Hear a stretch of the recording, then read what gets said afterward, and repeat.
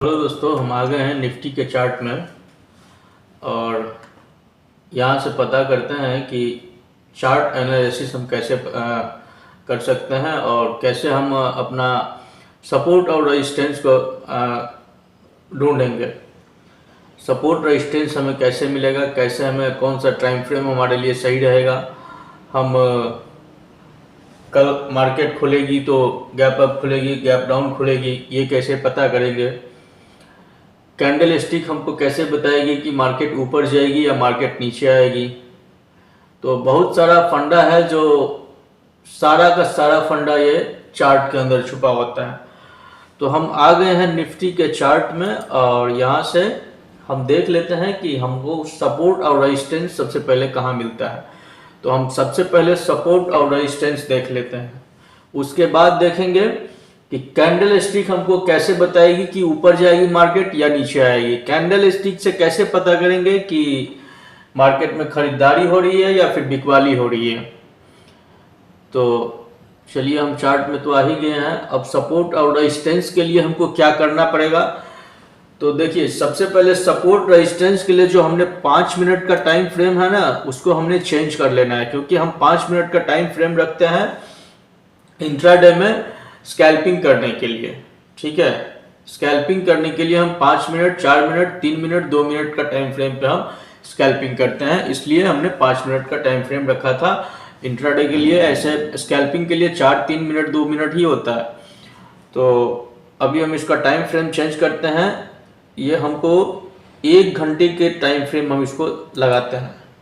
इसमें हमको सपोर्ट और रेजिस्टेंस बढ़िया से दिख जाएगा।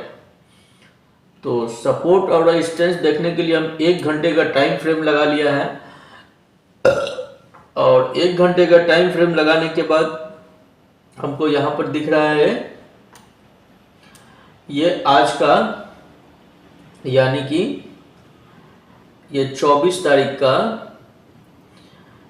आखिरी जो है सो कैंडल है और आखिरी कैंडल यहाँ पर आया हुआ है। यहाँ पर ये इतना हाई है, तो यहाँ सबसे पहले हम एक लाइन हम यहाँ से ड्रॉ कर लेते हैं, हॉरिजॉन्टल लाइन जिसे कहते हैं हॉरिजॉन्टल लाइन।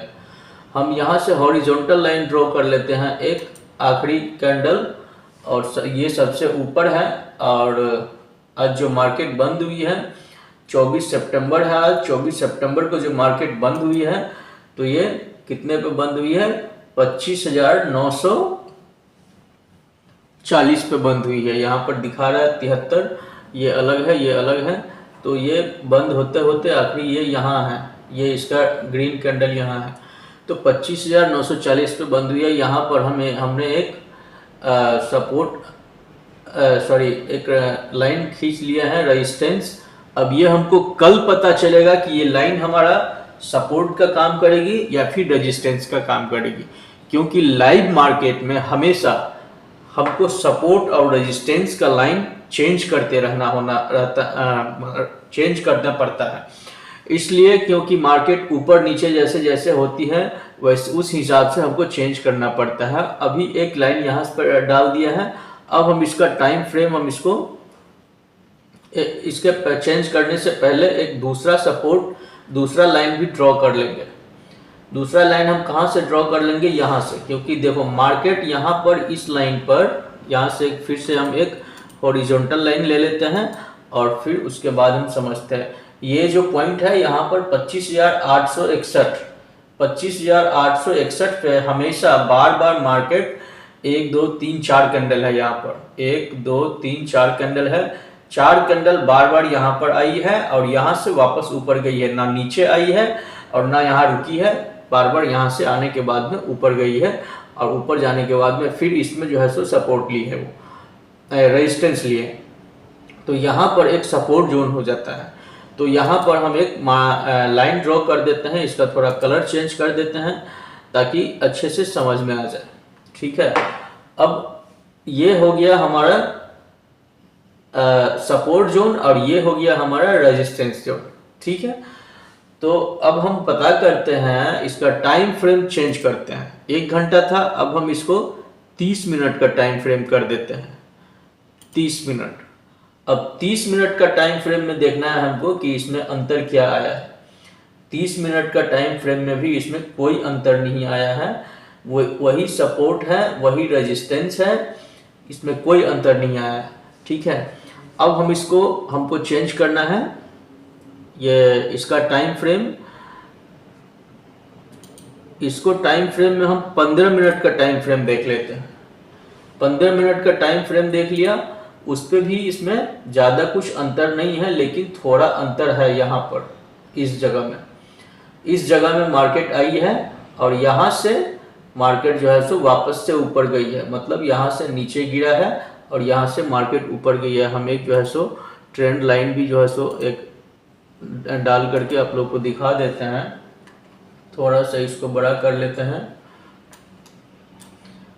ये थोड़ा सा इसको पहले बड़ा कर लेते हैं। अब यहाँ से एक ट्रेंड लाइन ले लेते हैं। ठीक है, यहाँ से एक ट्रेंड लाइन ले लेते हैं और तब समझाते हैं कि ये मार्केट यहाँ से यहाँ आई है।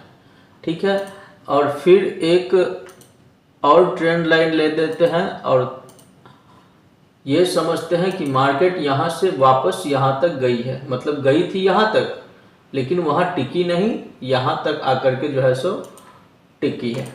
ठीक है, तो ये वापस यहाँ से नीचे आई है मार्केट, यहाँ से वापस ऊपर गई है मार्केट, वापस फिर यहाँ से नीचे आकर के वापस से फिर ग्रीन कैंडल एक बनाया है यहाँ पर देखिए। और ग्रीन कैंडल के पहले जो है सो हैमर बनाया है। जैसे ही जब भी आपने पढ़ा होगा या सुना होगा, जब भी कोई हैमर बनता है तो हैमर कोई सा भी कलर हो, अगर नीचे हैमर बनता है तो वहां से मार्केट को ऊपर जाने की ज्यादा चांसेस रहती है।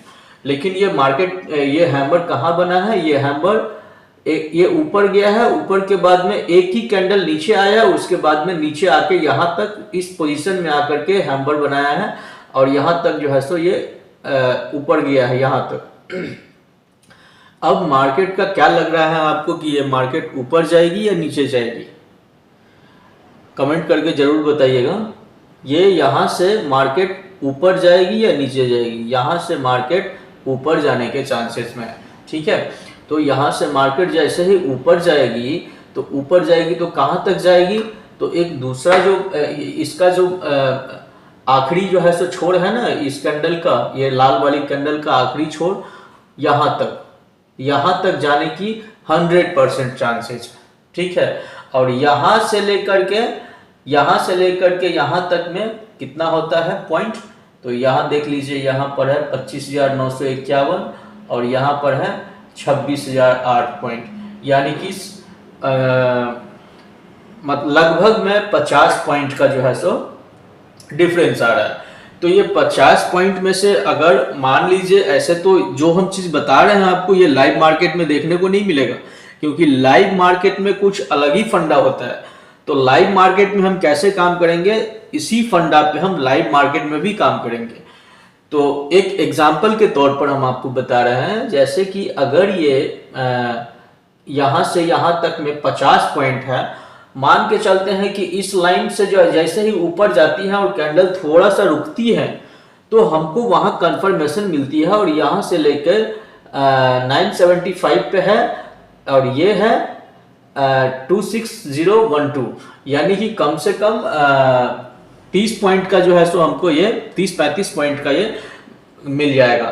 तो अगर हम कितना भी मार्केट ये मतलब स्लो करेंगे तो कम से कम 20 पॉइंट तो मिलेगा। 20 पॉइंट में लगभग में जो भी प्रॉफिट है वो 20 पॉइंट बहुत है प्रॉफिट करने के लिए। तो यहाँ पर हम कम से कम 20-25 पॉइंट का प्रॉफिट लेने के लिए तैयार हो जाएंगे। ठीक है, अब ये समझ में आ गया। अब हम इसमें एक और चीज याद आ गया कि ये तो मार्केट बंद है, यानी कि ये 24 सितंबर को मार्केट बंद हुई है और अगली बार जो मार्केट खुलेगी 25 सितंबर को, तो मार्केट कैसे खुलेगी? 25 सितंबर को जो मार्केट खुलेगी वो 25 सितंबर का मार्केट गिफ्ट निफ्टी जैसे जितना पॉइंट ऊपर रहेगी मार्केट अपना निफ्टी भी उतना ही पॉइंट ऊपर खुलेगी, और गिफ्ट निफ्टी जितना नीचे रहेगी मार्केट उतना ही नीचे खुलेगी।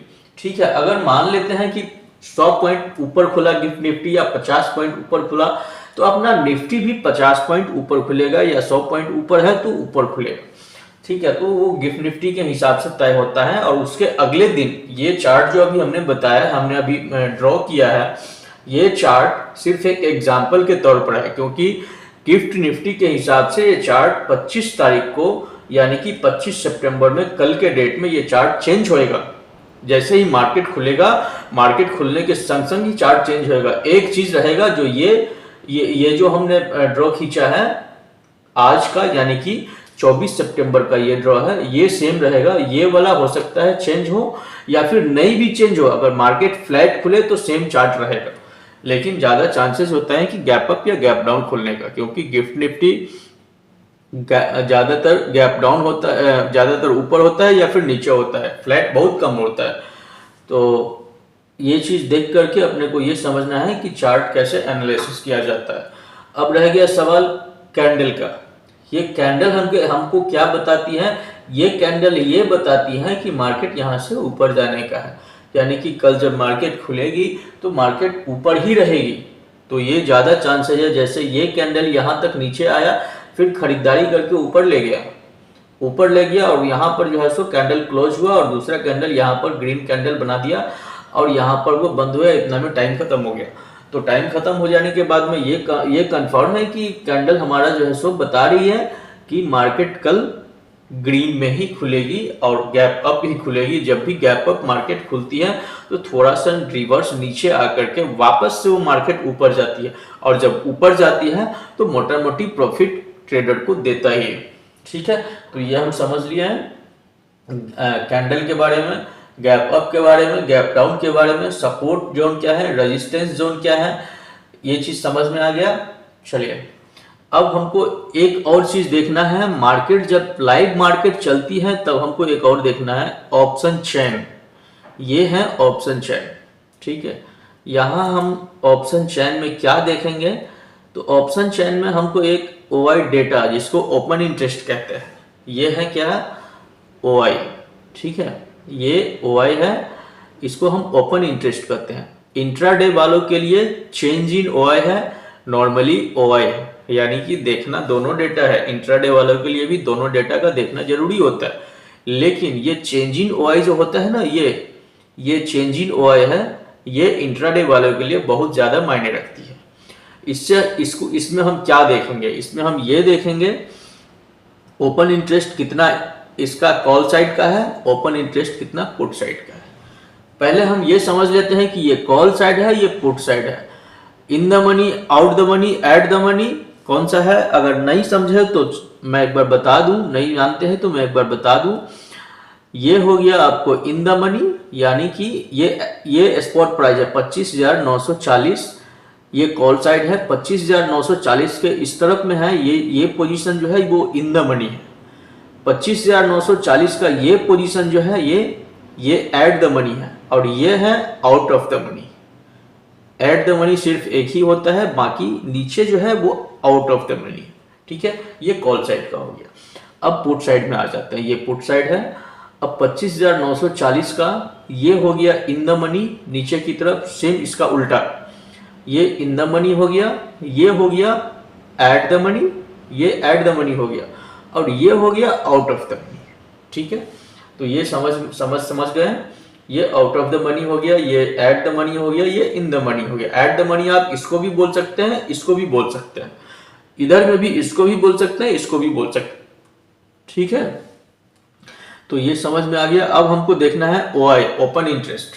ओपन इंटरेस्ट किसे कहते हैं? ओपन इंटरेस्ट उसे कहते हैं जो मार्केट में खरीदने के लिए तैयार है, यानी कि ओपन मतलब मार्केट में खरीदा जा चुका है, सॉरी मार्केट में सौदा कर दिया गया हुआ है, उसे हम ओपन इंटरेस्ट कहते हैं। तो ये कॉल साइड का ओआई है और ये पुट साइड का ओआई है, ओपन इंटरेस्ट। ये ओपन इंटरेस्ट हमें ये देखने को मिलता है कि कॉल साइड में 25,940 मान के चलते हैं, 25,950। ठीक है, अभी मार्केट 25,940 पे बंद हुआ था, तो 25,950 पे हमको ये ओपन इंटरेस्ट कितना है वो देखना है। 25,950 का ओपन इंटरेस्ट है, 33.11 लाख कॉल साइड का है, और 25.36 चेंज इन ओपन इंटरेस्ट है कॉल साइड का। ठीक है, और इस तरफ का क्या है 25,950 पे 23.53 लाख है और 22.74 लाख है, यानी कि 23.53 लाख OI है और चेंज इन OI है 22.74 लाख। ठीक है, तो ये तो हमको समझ में आ गया। इसका ये पुट साइड का हो गया ओपन इंटरेस्ट और ये कॉल साइड का हो गया ओपन इंटरेस्ट। अब इसमें देखना क्या है, अब इसमें देखना ये है कि कौन ज़्यादा है।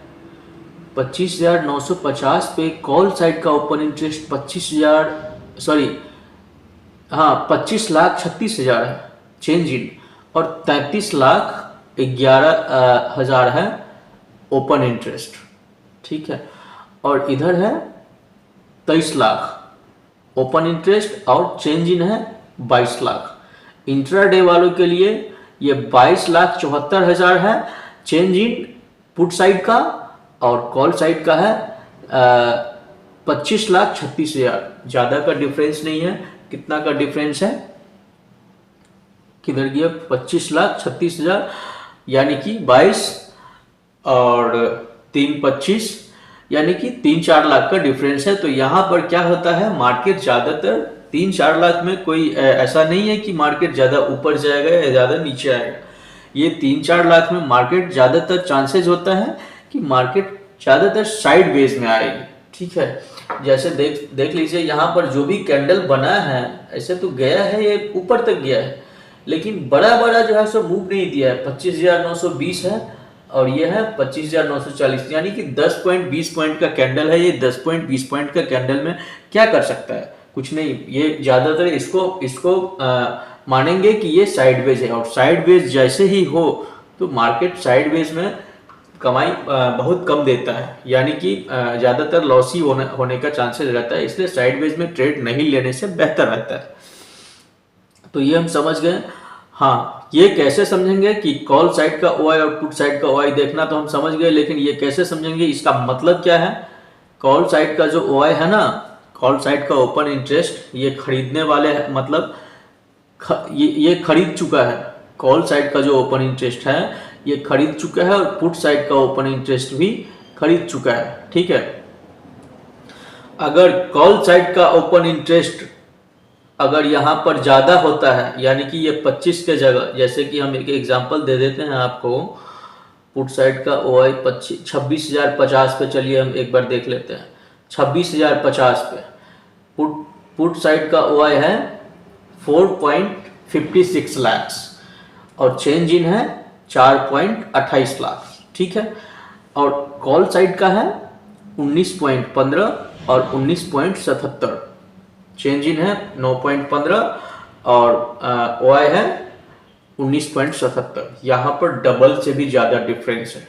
यहाँ पर क्या है, डबल से भी ज़्यादा डिफरेंस है। यहाँ पर कॉल साइड का जो OI है ये ओपन इंटरेस्ट मतलब खरीदा हुआ है। जैसे ही मार्केट यहाँ पर जाएगा 26,050 पे जाएगा, ये लोग अपना क्या करेगा, सेल करेगा, और जैसे ही सेल करेगा मार्केट नीचे आएगा 25,650 पे, क्योंकि और ये खरीदने वाला है, ये जो है ये खरीदने वाला है और ये बेचने वाला है। पर ये 26,050 पे 4,56,000 है और ये 4,28,000 है चेंज इन। ये कहाँ से और ये कहाँ, डबल से भी ज़्यादा डिफरेंस है। तो इसका संख्या ज़्यादा है, इसका संख्या कम है।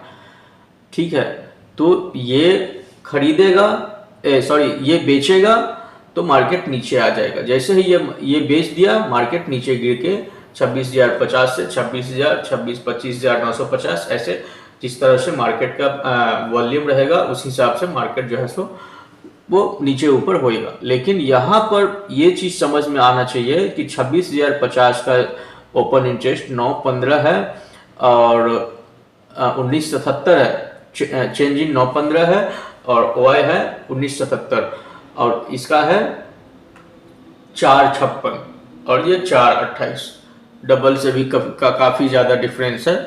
तो इसलिए यहाँ पर ये चांसेस है कि 26,050 से मार्केट नीचे आएगा। मतलब ये सीधी सी बात है, जब इस तरफ अगर मार्केट ज़्यादा है, इस तरफ अगर ओपन इंटरेस्ट ज़्यादा है तो हमको इस साइड में आ जाना है। अगर इस साइड का ओपन इंटरेस्ट ज्यादा है तो मुझे इस साइड में आ जाना है। मतलब ज्यादा आदमी इधर है तो इधर नहीं करना है, इधर करना है, हमेशा अपोजिट करना है। तो ये समझ में आ गया। आई होप ये वीडियो अच्छी लगे तो शेयर, लाइक और सब्सक्राइब कर दीजिएगा। ये समझ में आ गया। अब अगले वीडियो में आपको बताएंगे गिफ्ट निफ्टी के बारे में। गिफ्ट निफ्टी से हम कैसे समझेंगे कि मार्केट ऊपर जाएगी या मार्केट नीचे आएगी।